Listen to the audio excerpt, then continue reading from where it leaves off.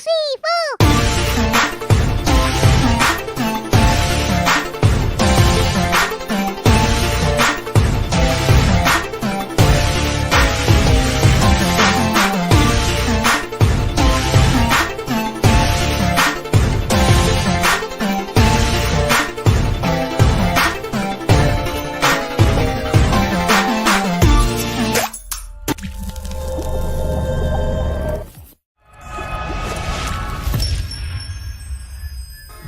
Hey everybody, this is Geneva of GenevasClosett Talk Show. Please make sure you like and share this video and subscribe to Geneva's Closet if you haven't already done so right here on YouTube. And you can follow me on Facebook at Geneva's Closet. And you can email me at genevasclosett22@gmail.com. Now, let's get into the news. ZARA Frances Cully was born on January 26, 1892 in Worcester, Massachusetts, to her father, Ambrose Elander Cully, if I'm saying that correctly, and her mother, Nora Ann Cully. Now, it's said that her mother, Nora Ann Cully, had about 20 children, some who lived and passed away. I wasn't able to find all 20, but I did find about 10 or 11. The Cully family was a musical family. Her father was musical director at Zion AME Church in Worcester, Massachusetts. And she had a brother by the name of Wendell Cully, who was a jazz trumpeter who played for people like Cab Calloway, Duke Ellington, and Count Basie. She also had a brother, Raymond Cully, aka Ray Cully, who was a distinguished jazz drummer, arranger, singer, and songwriter.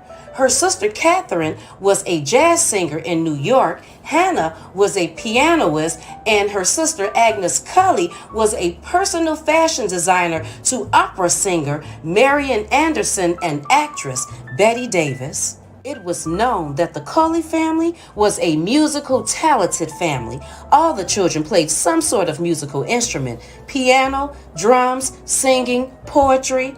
ZARA herself graduated from the Worcester School of Speech and Music. ZARA's mother, Nora, who they say had given birth to about 20 children, some who lived were stillbirth and premature, had done so much damage to her young body and not given herself time to recuperate that in 1911, at the tender age of 39, Nora gave birth to her final child, a daughter who she named after her, Nora J. Cully. And just 5 days later, on November 9th, 1911, Nora died due to the complications of that childbirth just 1 month before her 40th birthday.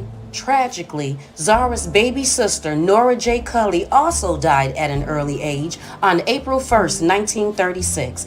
They say she was raped in New York and died from complications due to pneumonia. She was 24 years old. In a Jet magazine, March 16, 1978 interview, ZARA says she was acting even as a tot. "I guess God gave me the talent," Cully once said. "As a little bitty girl, I had a photographic memory. I could take a poem of 22 verses, read it over, and get right up and recite it." After leaving Worcester and moving to Jacksonville, Florida, ZARA began producing, writing, directing, and acting in numerous plays. For 15 years, she was a drama teacher at her own studio, as well as Edward Waters College, a historically black college founded in 1866 to educate freed slaves, but was disturbed by her encounters with Southern racism. "It was a traumatic experience," she once recalled. "I met with some violence and things, and I was always having conflicts because I couldn't take it. If I'd been a man, I guess I would have been lynched." ZARA and one of her sisters, Hannah, both married a set of Brown brothers. ZARA married James M. Brown Sr., and they were married from 1914 until his death in 1968. Together, Cully and Brown had 4 children. ZARA moved to New York to be close to her sister Agnes. Agnes, who taught herself how to sew in Worcester, was hired by American opera singer Marian Anderson to be her main seamstress. And in the early 1950s, the two sisters were moving on up to Hollywood, where ZARA became a regular performer at the Ebony Showcase Theater. By the time the role of Mother Jefferson had come up, ZARA CULLY had accumulated a long list of acting credentials spanning a half-century, including such movies as The Liberation of L.B. Jones, 1970, Brother John, 1971, the blaxploitation films Sugar Hill, 1974. She also did TV with The People Next Door, Run for Your Life, Mob Squad, Night Gallery, and All in the Family, which in 1974 her appearance originated the Mother Jefferson role, which she then carried over to the Jeffersons when that show spun off. Cully's first appearance as Mother Olivia Jefferson was in a guest appearance on the episode of All in the Family entitled Lionel's Engagement, which aired February 9th, 1974. At that time, ZARA was 82 years old. The Jeffersons became a spinoff on January 18, 1975, but Cully was kept on as Mother Jefferson. At this time, she was 83 years old. Acclaimed as being one of the world's greatest elocutionists in the 1940s in New York City, the 5'2", 125-pound actress did not achieve real fame until she secured the scene-stealing role of Olivia Mother Jefferson on the hit CBS sitcom The Jeffersons. Whether taking a little nap or nip in the form of a Bloody Mary, which she claimed she drank for the vitamins, Cully added lightness to the show as she needled her daughter-in-law Louise, Wheezy Jefferson, spoiled her grandson Lionel, and proclaimed that her dry-cleaning mogul son George Jefferson could do no wrong. With her precise manner of speaking, her perfect hair, and her sheer elegance, Cully stole every scene that she was in. She was a sassy, classic, petite lady that could stand toe-to-toe with Archie Bunker, aka Carol O'Connor. ZARA CULLY always gave Wheezy a hard time. Looking at her character on The Jeffersons and looking at who she was a very sweet mother-in-law in real life. She was very supportive of her family. Isn't that nice? Here I am in my golden years in the home of my wonderful son and my handsome grandson and my daughter-in-law. During the first 17 episodes of the third season of The Jeffersons, ZARA CULLY was absent due to a severe case of pneumonia caused by a collapsed lung. Upon her recovery, she returned to the show. Her last credited performance was an appearance in the 9th episode of the 4th season entitled The Last Leaf, which aired November 12, 1977, just 3 months before her death. No special episode was created to center on her death, but it was addressed in the 2nd episode of the 5th season entitled Homecoming Part 1, which aired September 27, 1978, just 7 months after her actual death.